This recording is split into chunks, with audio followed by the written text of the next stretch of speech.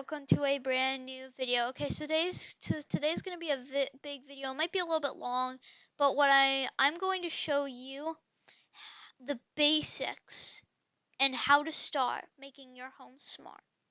Let's get straight into this.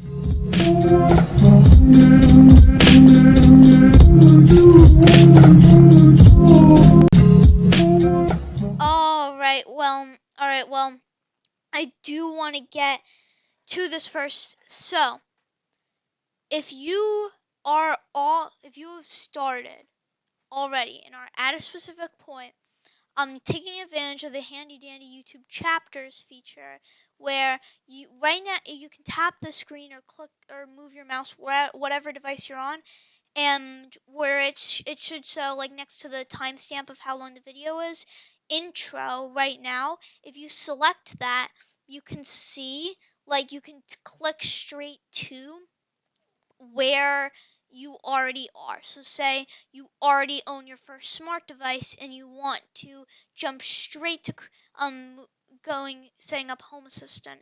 You can just tap that or click that and it should show up, and etc. And these timestamps will also be in the description down below.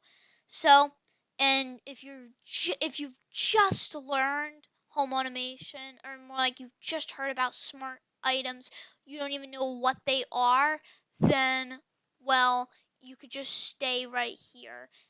Or if you're anywhere in the middle, you can continue, you can tap to wherever.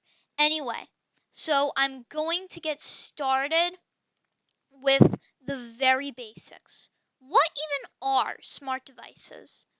Well, smart devices are a type of product that can be controlled with an app.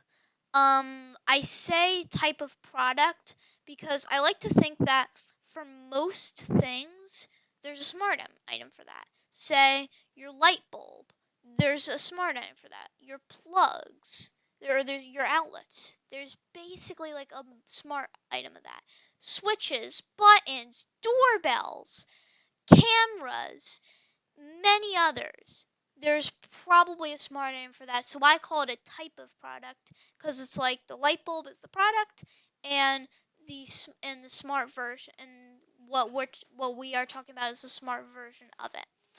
Okay. So, and one other perk of smart devices is something like the fact that you're able to control it with an app, and the fact that, first off, if you say go on a cross-country trip and then realize halfway through, oh, I've left my lights on, normally you'd be done for, but you can actually go on your phone or a device or whatever and turn it off there. Also the fact that it can be done in an app opens up the ability to use automations to make things be done automatically. Say you have outdoor lights, you can set up, rather than needing to do it automatically or manually by flipping a switch or something like that, you could just tell it when it's sunset, turn on those lights. So, now that you should know basically what smart devices are, I do want to get into what I would recommend as your first things to buy. Okay, so I'm on Amazon right now, and well, the first products, if you just got started with home automation and you just want to buy your first thing, I recommend going for either a smart light bulb or a smart plug, and I will be showing you each of my recommendations, and I'll be putting it in the description down below. Okay, so starting off with this smart light bulb, it's $15 for a 2-pack, and $9 or about $10 for a 1-pack. So this works with a app called Smart Life, which Smart Life is created by Tuya, which kind of operates like the back end, if you know what that means. And well, that is what a lot of go-to for smart lights. So if you don't want to expand into Home Assistant or anything like that, I would go for smart life devices, because a lot of devices use that, because like random Chinese companies can't create their own apps, so they use Smart Life, and it works as like a big hub for all your devices, similar to how Home Assistant would work, except it is for less range. However, it still is good if you don't want to get into the whole operations. So this one I'd recommend. It's 15 bucks, and I personally think that this is a pretty good device. Okay. Then for smart plugs, there's this one, BN Link. I actually own one of these, and I can say that these are very good. There's a specific button that you can hit that controls them manually, and they're energy monitoring. And yeah, one other thing is that if, say, a device is not a smart version, like, I don't know, something that probably doesn't have a smart variant of it, then you could probably use it with like a smart plug, which can turn it on and off. It basically turns the power to whatever is plugged into it on and off via the app or that button. It's 25 bucks for a 4-pack and 17 bucks for a 2-pack. Okay. So, one thing that I do want to talk about is, well, wireless protocols. See, this could be a little bit confusing. I'm just going to simplify it down. Wi-Fi, Zigbee, and Z-Wave. They are all different ways that smart devices can be made. Personally, I would start with Wi-Fi. However, your situations could be different. Zigbee and Z-Wave, though, do require hubs, which is why I recommend Wi-Fi for beginners, because as long as you have Wi-Fi in your house, it will work. They each have their own weaknesses and benefits. For instance, Wi-Fi devices are most likely cheaper, um, but some things are hard to find as Wi-Fi, and sometimes it may not be as reliable. However, Zigbee and Z-Wave, while a downside, they require hubs, which cost even more money and more kind of work, I guess, setting them up to the hub. They have faster reliability or more reliability, and are faster because it's done locally, unless you are using a Wi-Fi device locally, which which is a pretty complicated process and I won't talk about in this video. So they each have their own weaknesses. I'd recommend, if you really are interested in this and are really like starting to get more into this, I would go for looking more into these different things. Okay, now it's time to set up Home Assistant. So this video, I don't want to be extremely long, so I can't go through the process of setting up Home Assistant. I may, by the time you're watching this, maybe I'll have a video of it, of the actual process of it. Or if I don't, you could probably look it up somewhere and probably find it. So, and a link is in the description for a Home Assistant setting up page, like the page for setting up. That kind of explains it. So the basics for setting up Home Assistant, I'm going to go over the basics. So you got to install it. That's the part that I can't really explain because the video would be too long. And now you have to create your first Home Assistant username and password. So this will be for the admin account. So that'll be for like the owner of the house, say, and you can add guest accounts or other workers on it, I guess you could call it, separately. But this is for the main account for the thing. Let's go do that now. So right now, this is the page that you get right after you're done setting up Home Assistant. I really like the little background thing. It's really cool. I was just sitting there watching it for like a little bit. Okay. Name, username, password, and confirm password. This is what you gotta do. Let's go name, I don't know. I'm gonna go for Tyler because that's my name. Username, I could do Tyler or I'm just going to do what I like to be referred to online as TML_101. And then my password, let's just enter that real quickly. And then I'm going to confirm my password. Okay, and then you want to create your account. The thing is about this is that it'll ask you to pick a few things after you press that create account button, which we can't show. Number one is location. That's the thing we really can't show. And but what you will see is it will show you where it thinks you live. You can enter coordinates, and you can also do some sort of like find me feature. And then units. It'll ask you, do you use metric or imperial? This will become useful if you have energy monitoring stuff, or if or what? Temperatures and stuff like that. Like there's a weather card in Home Assistant that'll show you the temperature. You can choose that kind of stuff. And it'll try to discover the devices on your network. If you're using Tuya, then it won't work right out of the box. However, if you have, say, a Samsung Smart TV, it'll try to discover it, and it'll be an extra add-on. So, pretty cool. I'm going to do that now, and I am going to go do that now, and if there's anything like after I'm done with the location part, I will cut right back. Okay, so it thinks I'm in Amsterdam, which I'm not, so I can show it. I thought it would actually try to show my address. So, the name of your Home Assistant installation, I'm just going to call it Tyler's Cool House. We'd like to know where you live. This information will help with displaying information, setting up sun-based automations. This data is never shared outside your network. You can press the detect button, however, I'm not going to do that. You select your time zone and your elevation, if that for that's a thing, and for the unit system. Metric, Celsius in kilograms, for instance, imperial, Fahrenheit in pounds.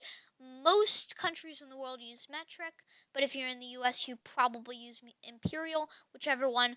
And currencies, so whatever your currency is, enter that. I am going to enter in, because my time zone is Eastern time, New York, because that's just Eastern time. And then the unit system, I'm going to make imperial. And my currency, let's do USD. Okay, next. Now, share anonymized information from your installation to help make Home Assistant better and help us convince manufacturers to add local control and privacy-based features. You can decide to do any of that. That is completely your decision. For all intents and purposes, I am not going to select anything. However, you can if you'd like. Devices and services are represented in Home Assistant as integrations. You can set them up now or do it later from the configuration screen. I have a whole bunch of stuff still here, but you will probably not see much. Maybe if you have some sort of like smart TV or something like that you didn't realize is smart, it might connect. However, if you like are very old fashioned, then probably nothing will connect. I'm going to press finish. And then, boom. Do you want to stay logged in? I'm going yes, but you can say no if you want to be super secure. Okay. So, this is the Lovelace UI. That's what they call it.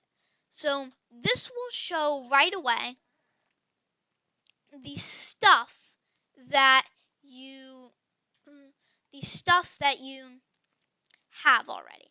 So say, in this case, a binary sensor, the sun, and a person are in here. However, I can explain this in a future video, or you can look it up about configuring the UI, but we're just getting started right now. Okay, so you want to go to config. If you want to set up Tuya devices, go to configuration integrations, add integration, search Tuya like this, hit it, hit that, and then you got to enter your Tuya credentials, which you already made when you made your Tuya account.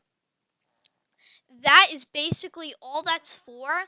Is it just saying whenever you try to turn off a light with Home Assistant is going to go to Tuya and say, hey, turn on this light for me. Turn on this light for me. Here is the credentials for it. Turn it on, boy. And then it'll do it. So once you set that up, you should see it in your Lovelace UI, but because I don't have any 2U devices right now, I'm not going to do that. Next up, for adding Node Red. Okay, so I was going to say let's start Node Red. However, some of you probably don't know what Node Red is, especially if you're just getting started in home automation.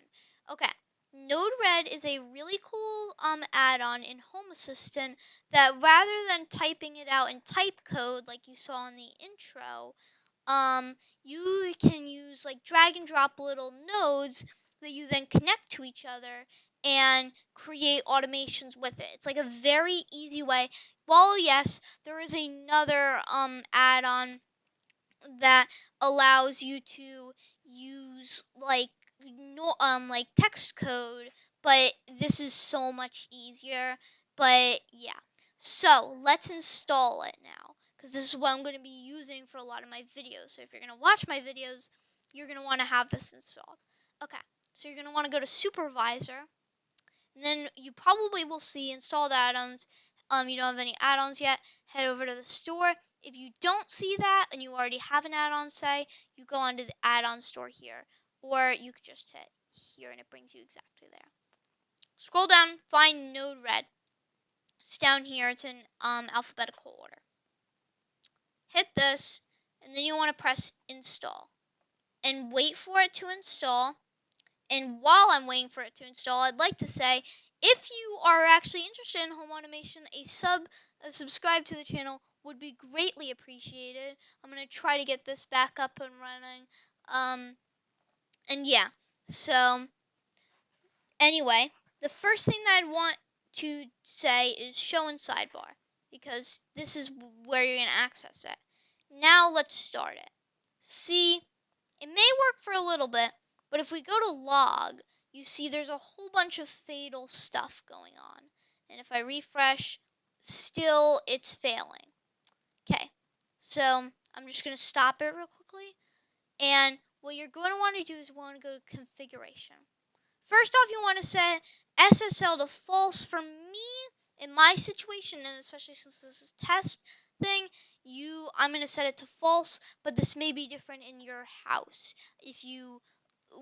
I would recommend looking into it if it's really a big deal. I'm going to set it to false. Don't press enter like I just did, because this is very strict code. Then credential secret. It's not really a secret. I'm actually going to show it. So you can do anything you want. So it could be just like your favorite word. It could be anything. I'm going to do subscribe, because that's what you should do. And like, because those are the things that you should do. Okay. So now if you go ahead and you need to save it, right? So you need to, I made that mistake. Don't do the same thing. And like, save it. Okay, now you're going to want to go to info and press start again. And then when you do that, if you go to log, it's all doing fine. No fatal errors. So now, if you head on over to Node Red, it'll load and it will work. So now that you've done all of this, you can start watching other videos of mine and learn what you can do with some of these. Or you could just try to experiment with some of these. Like figure out, I don't know, what does this time do? Oh, okay. And that's kind of thing. You could do that and discover things that would be pretty cool that even I wouldn't know. about. And remember, when you're done, you want to press deploy. And what I personally do is, I'm not sure if you want to do this, but what I personally do is I set my deploy to only modified nodes, because if you have like an automation in progress that has like a timer or something like that, then if you do it, then if you press deploy, then it's going to reset that. And it's just going to be pretty annoying. And if you have something enabled, then you're going to have to disable it and then re-enable it in order for the automation to work. It's just a pain. So either modified flows, which a flow is a set of nodes that are all connected using this little thing here. So if I say I go to call service and then I do another entity thing, I don't really know, I'm not going to set these up. You go to here and then here. This is a flow. This is a flow. So you could set up that deploy to change to modified flows. I personally go for modified nodes, but you can do whatever, and you can also restart any flows, which is basically like hitting deploy on full. So hit deploy, and then it'll say it's complaining at me because these aren't properly configured. But if you configure it properly, then it won't complain at you. As I said, I cover Node-RED in lots of my other videos, and you can watch it. That is going to be mainly what I'm going to be doing. So if you're going to watch my videos and stuff like that, then you're going to want to have Home Assistant and Node-RED in there too. So yeah, now you know the basics of smart devices. This has been a fun video to make, and I hope you all enjoyed it, and I hope maybe one or two of you out there learn something new, or maybe even get into smart devices and that kind of thing. Thanks so much for watching. Have a nice rest of your day. Be sure to subscribe and like as the credential secret told you to. And well, I'll see you in the next video. Bye bye.